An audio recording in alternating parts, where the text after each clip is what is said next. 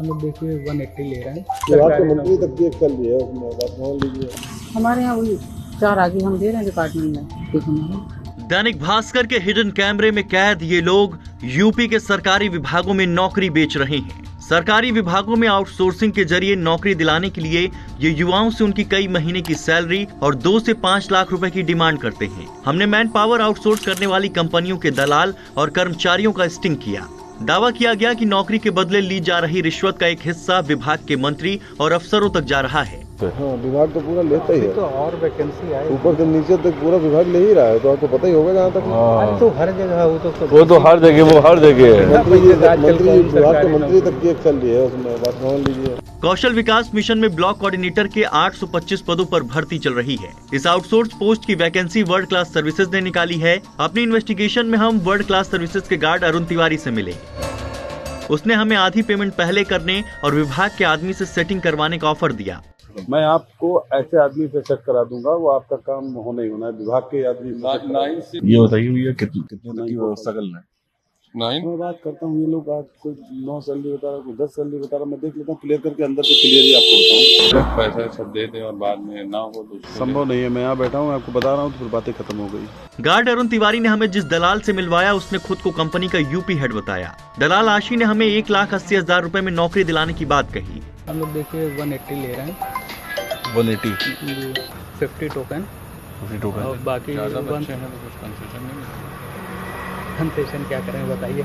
Rate सबका open एक बराबर रहता है। हमने ये सैलरी जोड़ के भी सैलरी कितनी रहेगी भैया?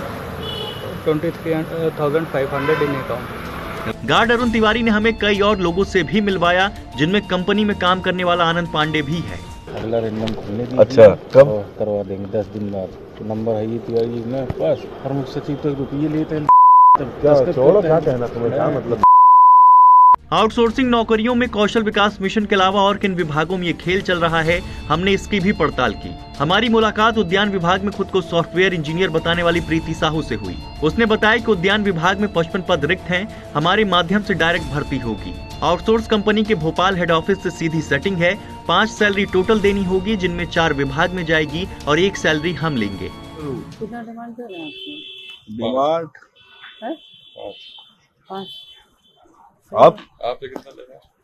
इसलिए उतने ले रहे हैं। विभाग के लोगों से कहाँ ज्यादा ले सकते हैं? आप यूपीएससी नहीं, मैं एग्रीकल्चर में सॉफ्टवेयर इंजीनियर।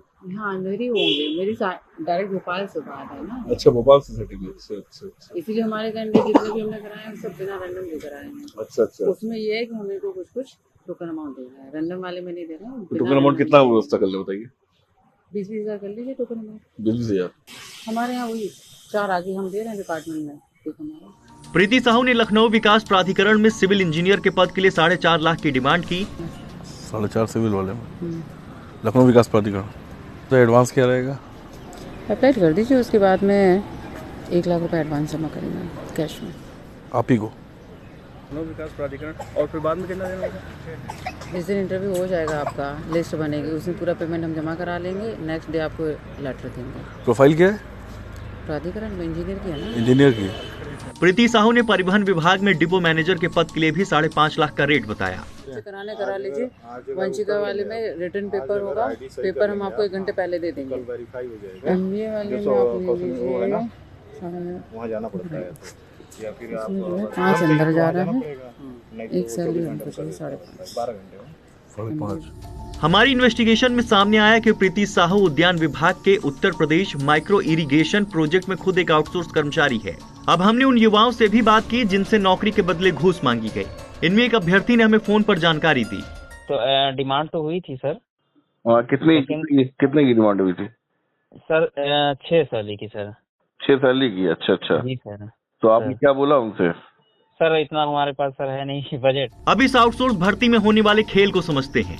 दरअसल आउटसोर्स कंपनियां सेवा योजन पोर्टल पर वैकेंसी जारी करती हैं। इसके बाद कैंडिडेट की रैंडम लिस्ट निकलती है। कहने को ये प्रक्रिया पूरी कंप्यूटराइज है, लेकिन इस लिस्ट में दलाल और कर्मचारी अपने अभ्यर्थी का नाम डलवाते हैं। इसके बाद इंटरव्यू पैनल में 2 सरकारी विभाग के और 2 आउटसोर्स कंपनी के अफसर होते हैं। सिलेक्शन का बेस केवल इंटरव्यू है, इसलिए भर्तियां निकलते ही सौदेबाजी का खेल शुरू हो जाता है। इस मामले पर व्यावसायिक शिक्षा एवं कौशल विकास मंत्री से हमने बात की। मेरे कोई पैसा नहीं लिया जाता।